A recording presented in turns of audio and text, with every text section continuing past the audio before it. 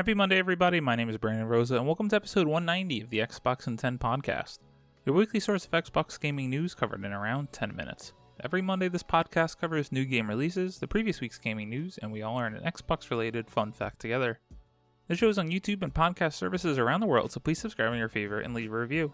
Xboxin10.com, no numbers, is your quick source for links to all of our podcast destinations and social media profiles, which you can follow at Xboxin10. To start, let's talk game releases. There were no big games last week, but the games coming out this week include Persona 3 Portable, Persona 4 Golden, Tortuga Pirate's Tale, Grey's Counter GM, A Space for the Unbound, Monster Hunter Rise, and Omegabot. A reminder, some games coming soon to Game Pass as just stated. So available on January 19th, you can pick up Persona 3 Portable through Game Pass, Cloud Console, and PC. Persona 4 Golden, January 9th, Cloud Console and PC. Then Monster Hunter Rise, Cloud Console and PC on January 20th. Now on to last week's biggest news stories, and we have 5 to cover this week. Number 1, Xbox and Bethesda to present Developer Direct Livestream on January 25th. The Xbox Wire staff on Xbox Wire write, Xbox and Bethesda will present a Developer Direct on Wednesday, January 25th, providing fans with an inside look at some of the games coming to Xbox, PC, and Game Pass over the next few months. Presented by the game creators themselves from studios including Arcane Austin, Mojang Studios, Turn 10 Studios, and ZeniMax Online Studios, the Developer Direct will focus on big features, extended gameplay showcases, and the latest info for Xbox games launching in the next few months, including The Elder Scrolls Online, Forza Motorsport, Minecraft Legends, and Redfall. To dedicate the proper amount of time for a deep dive into Bethesda game studio Starfield, a standalone show is in the works. Fans should tune in on Xbox channels Twitch, YouTube, and Bethesda channels Twitch, YouTube at 12 p.m. Pacific, 3 p.m. Eastern on January 25th to see all the latest. The Elder Scrolls Online. Studio director Matt Fuhrer will unveil 2023's major chapter update, including the latest regions of Tamriel to become playable in ESO, as well as a major new feature coming in the game's biggest update this year. The Developer Direct will be immediately followed by the full standalone ESO chapter reveal event, hosted by ZeniMax Online Studios, which will provide all the in-depth details ESO players will be keen to know. Forza Motorsport. The team at Turn 10 Studios have been hard at work bringing fans the next generation of Forza Motorsport built from the ground up to take advantage of the Xbox Series X and S. Forza Motorsport is back and we can't wait to share more gameplay and exciting new details. Minecraft Legends. Mojang Studios will showcase an insider's look into the PvP multiplayer experience in Minecraft Legends, the upcoming action strategy game from the makers of Minecraft. Developed in partnership with Blackbird Interactive and launching this spring, don't miss exclusive gameplay footage at the Developer Direct. And Redfall. The minds behind Dishonored and Prey, Arcane Austin will showcase several minutes of gameplay from their upcoming FPS. The Developer Direct will reveal single and multiplayer gameplay showcasing more of how you and your friends will take down bloodthirsty vampires on the picturesque island of Redfall, Massachusetts. Fans can expect to learn more about combat, customization, bosses, the open world, and more. This is very exciting indeed. This seems like the sign of things to come. In my opinion, a Developer Direct every quarter at this rate with the amount of studios that Xbox and Bethesda now have. We throw Activision Blizzard into the mess. There's just so many games in the pipeline. Focus on the games coming out in the next few months, what they're doing, and please just give us a little bit of tease for the stuff in the future, specifically ZeniMax Online Studios. They've had a 200-person team working on something for the last 3 or 4 years. What is it? God, I'm hoping it is some Star Wars, as some old rumors in the past have said. Maybe we'll get a tease of that. Maybe we won't get any teases of the future. To me, that would be a disappointment. You have to show something. Give us something to lick on. Maybe just announce the date for the Starfield one, which I think is very good that they're not going to take away the attention from these games. And specifically, out of these, I'm looking at Redfall. I hope this is something that me and my friends can enjoy for hours to come. Minecraft Legends is going to be huge, it's just not for me. I'm not a racing game guy, and the Elder Scrolls universe just doesn't do it for me. Needless to say, I cannot wait. I love game showcases, and it's only 2 weeks away. Number 2, Ubisoft Plus could launch on Xbox soon, Microsoft Store Activity suggests. Sean Carey at True Achievements writes, it appears that Ubisoft Plus could launch on Xbox consoles soon, as we found a list of games on the Xbox Store that have recently been updated to include a Ubisoft Plus tag. Ubisoft Plus was announced for Xbox consoles this time last year, and since then we haven't heard much about it.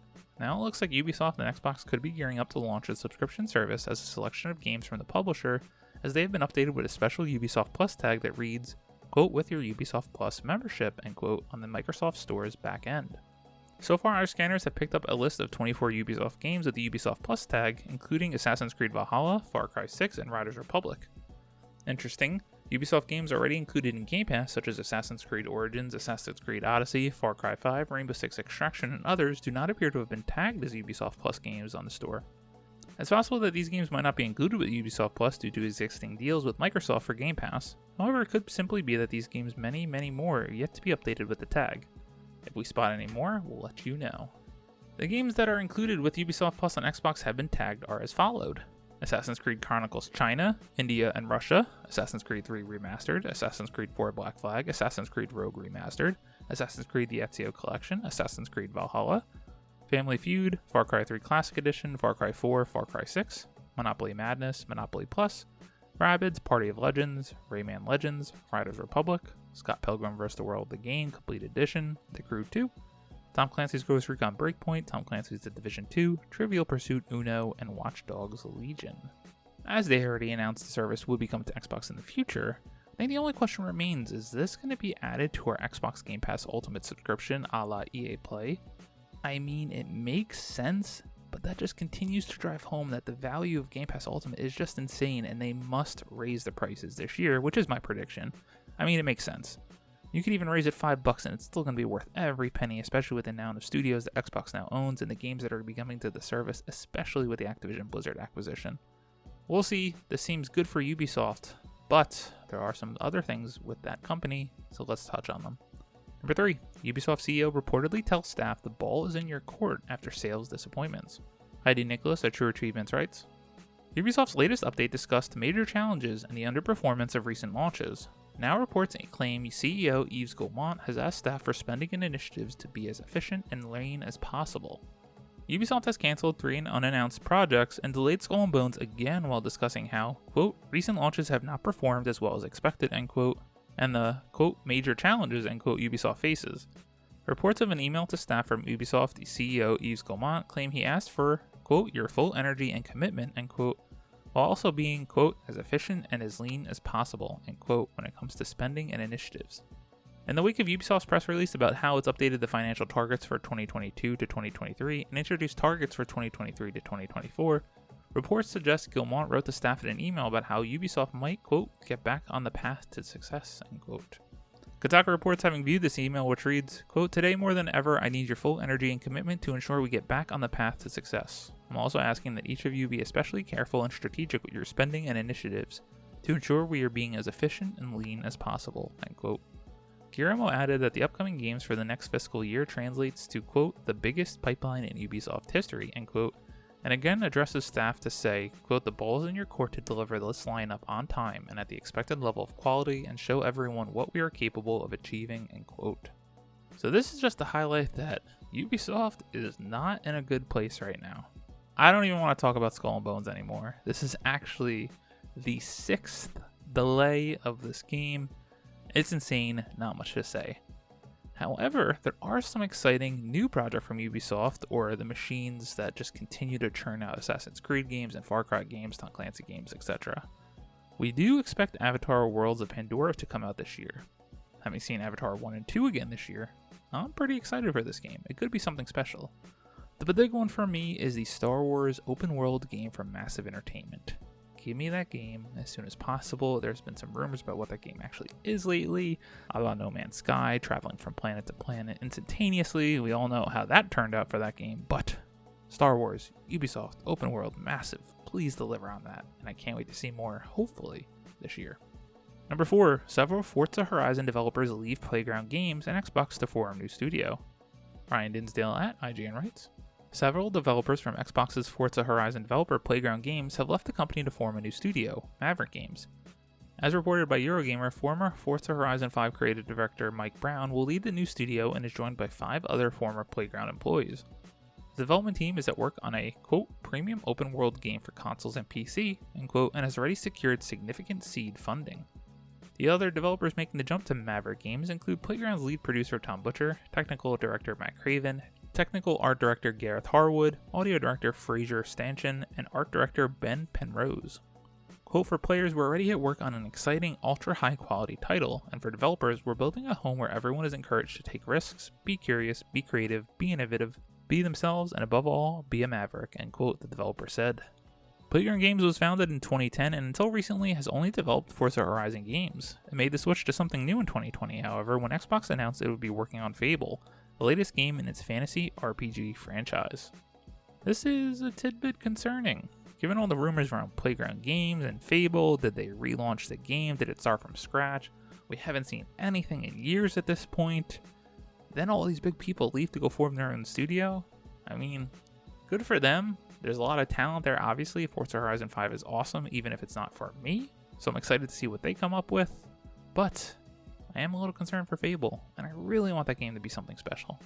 Number 5. Destiny 2 will no longer gatekeeping best builds as Lightfall prep begins.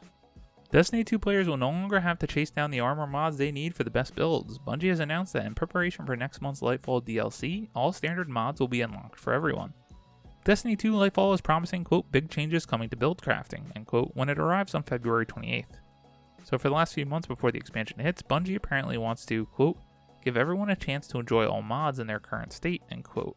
Some of this will potentially be encouraging players to look into weaker mods so they can see how much stronger they get with coming buffs, but for others, it'll more likely be a case of giving us one last chance to play with some of the game's more overpowered toys and combos before the nerfs arrive. Either way, no more waiting weeks or even months for Ada 1 to have the mod you need in stock on any given day, thank the Traveler. We don't usually throw too much Destiny 2 news, but this is huge news if you're a regular Destiny 2 player. I also think this is huge news if new people to the franchise are going to be coming in during Lightfall. This is such a big part of the endgame to maximize your build, get the most DPS, survivability, etc. So now them not having this gatekeeping of this horrible system with Ada 1 is awesome for new players, old players, and everyone alike. Thank you, Bungie.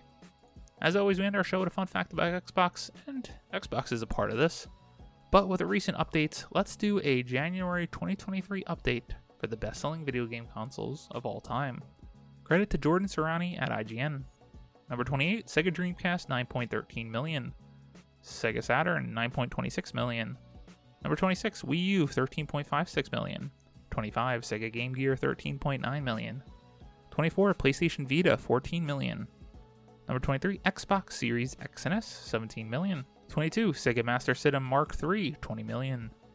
Number 21, Xbox, 21 million. 20, GameCube, 21.74 million. 19, Atari 2600, 30 million. 18, PlayStation 5, 30 million plus.